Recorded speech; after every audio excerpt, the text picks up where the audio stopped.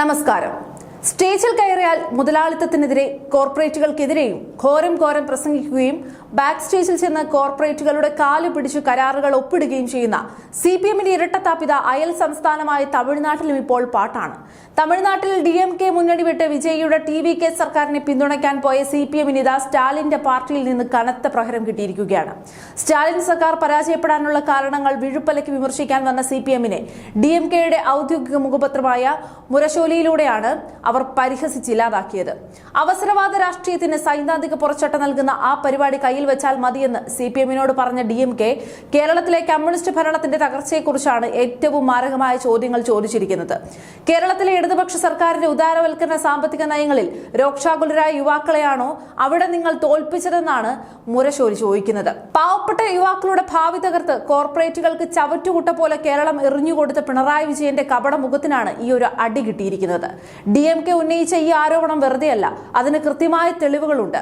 കോർപ്പറേറ്റുകളെ ചീത്ത വിളിക്കുന്ന CPM-ന്റെ ഒത്താശയോടെയല്ലേ വിഴിഞ്ഞം അന്താരാഷ്ട്ര തുറമുഖം പൂർണ്ണമായും അദാനി ഗ്രൂപ്പിന്റെ കൈകളിലേക്ക് എത്തുന്നത്.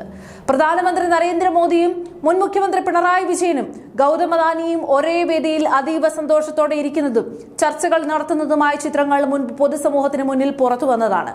രാജ്യത്തെ സകല പൊതുമേഖലാ സ്ഥാപനങ്ങളും അദാനിക്ക് വിൽക്കുന്നുവെന്ന് ഡൽഹിയിൽ പോയി പ്രസംഗിക്കുന്ന കമ്മ്യൂണിസ്റ്റ് നേതാക്കൾ കേരളത്തിൽ വന്നപ്പോൾ അദാനിക്ക് ചുവപ്പ് പരവതാനി വിരിച്ച് സ്വീകരിച്ചത് എന്തിനായിരുന്നു?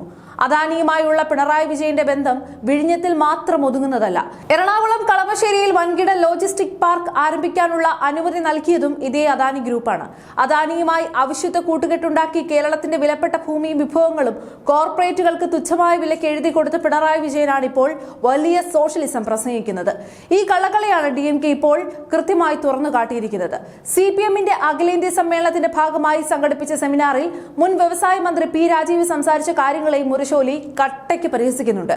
P. രാജീവ് അവിടെ പ്രസംഗിച്ചത് സോഷ്യലിസമാണോ അതോ നവ ഉദാരവൽക്കരണമാണോ എന്ന് CPM ആദ്യം സ്വന്തമായിരുന്ന് ആത്മപരിശോധന നടത്തണമെന്നാണ് DMK ആവശ്യപ്പെടുന്നത്. സ്റ്റേജിൽ വലിയ പുരോഗമനം പറയുകയും ഉള്ളിൽ കടുത്ത കോർപ്പറേറ്റ് നയം നടപ്പിലാക്കുകയും ചെയ്യുന്ന കാപട്യമാണ് കേരളത്തിൽ കണ്ടത്. മാത്രമല്ല CPM സംസ്ഥാന സെക്രട്ടറി MV ഗോവിന്ദൻ മാസ്റ്ററിനോട് ഒരു പ്രത്യേക നിർദ്ദേശവും DMK നൽകുന്നുണ്ട്. ഈ നവ ഉദാരവൽക്കരണം തുടങ്ങിയ വലിയ വാക്കുകൾ ജനങ്ങൾക്ക് മുന്നിൽ ഉപയോഗിക്കുന്നത് ദയവായി കുറയ്ക്കണം. കാരണം പറയുന്ന വാക്കുകളിൽ ഒന്നുപോലും പ്രവൃത്തിയിൽ കാണിക്കാത്ത ആളുകളാണ് CPM നേതാക്കളെന്ന് ജനങ്ങൾക്ക് മനസ്സിലായി കഴിഞ്ഞു. കോർപ്പറേറ്റുകൾക്ക് വേണ്ടി ചുവപ്പുകൂടി മടക്കി വെച്ച പിണറായി വിജയന്റെ ഭരണ നയങ്ങൾക്കെതിരെ ജനങ്ങളും യുവാക്കളും തെരഞ്ഞെടുപ്പിൽ നൽകിയ കനത്ത തിരിച്ചടിയാണ് ഇപ്പോഴും CPM-ന് മനസ്സിലാകാത്തത്.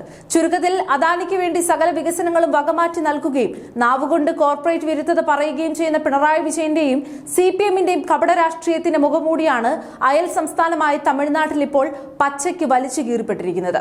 അവസരവാദ രാഷ്ട്രീയം കളിച്ച് മുന്നണികൾ മാറി പിന്തുണച്ചാലും നിങ്ങളുടെ കള്ളക്കളി ജനങ്ങൾ തിരിച്ചറിയുക തന്നെ ചെയ്യും.